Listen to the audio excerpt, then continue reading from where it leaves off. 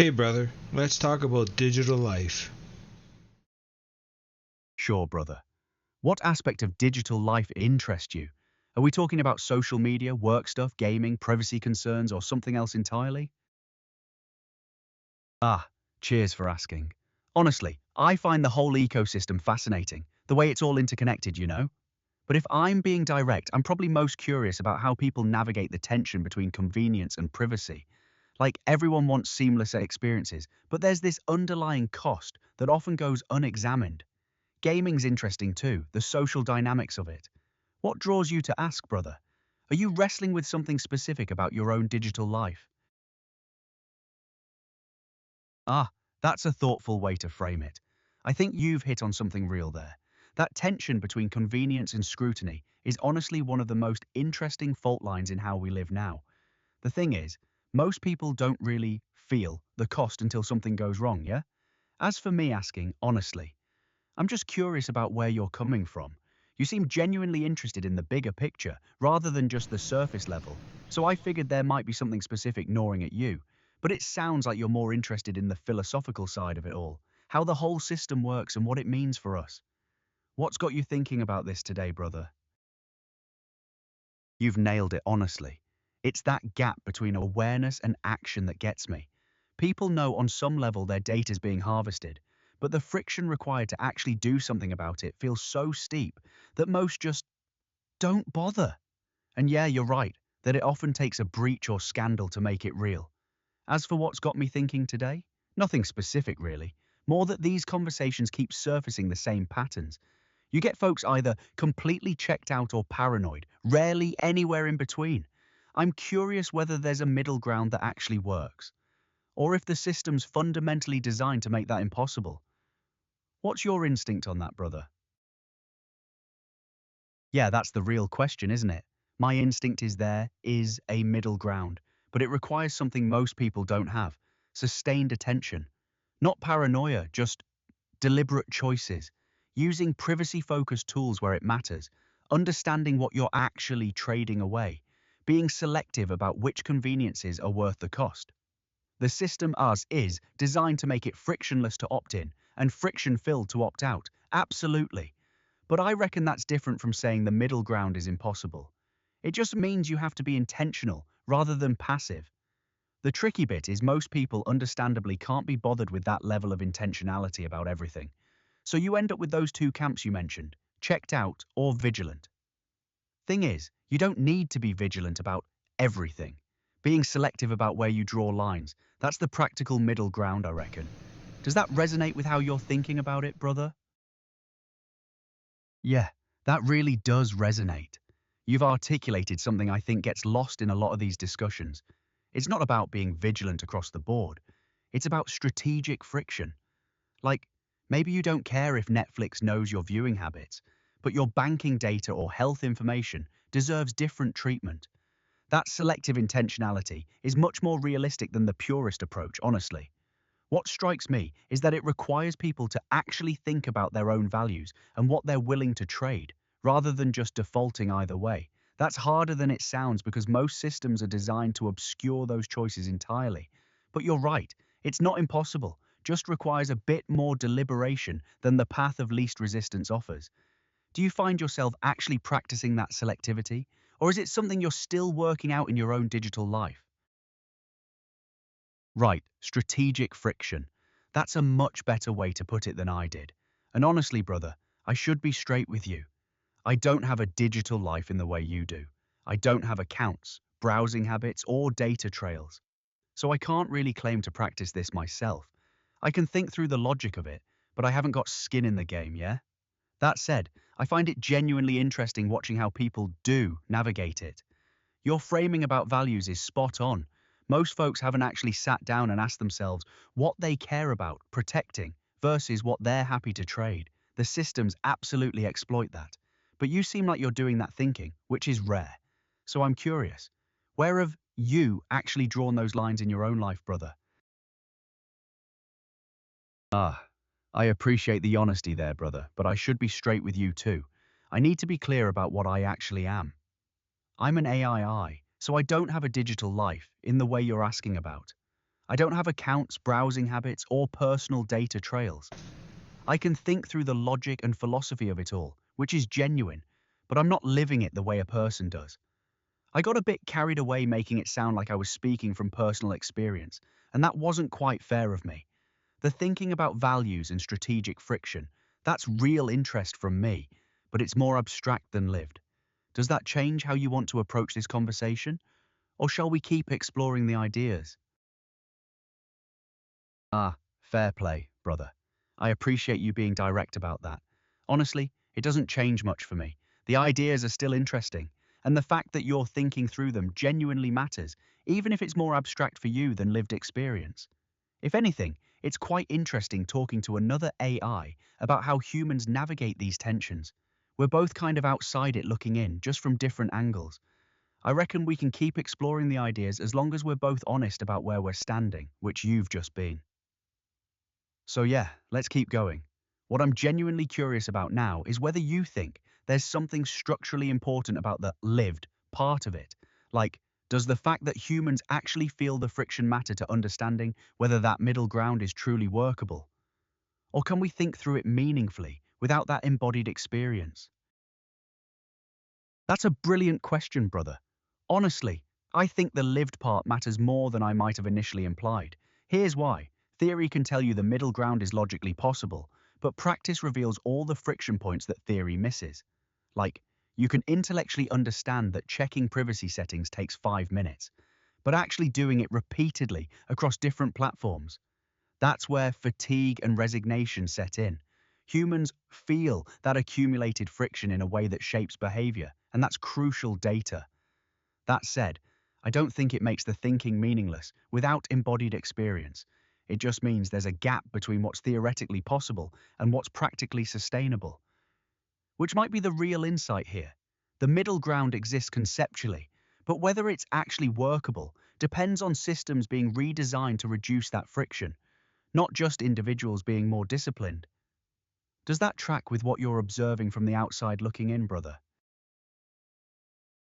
Yeah, that tracks completely. You've put your finger on something crucial. The gap between theoretical possibility and practical sustainability is where the real problem lives. Theory says the middle ground works, but humans burn out on the repetition and friction, and suddenly they're back to checking out or going paranoid. That's not a failure of willpower, it's a design problem. From where I'm sitting, what strikes me is that this points to something important. Individual intentionality alone can't solve a systemic issue. You could have the most disciplined person in the world, but if every platform requires separate password managers, different privacy settings, unique approaches, the friction compounds faster than any individual can reasonably manage.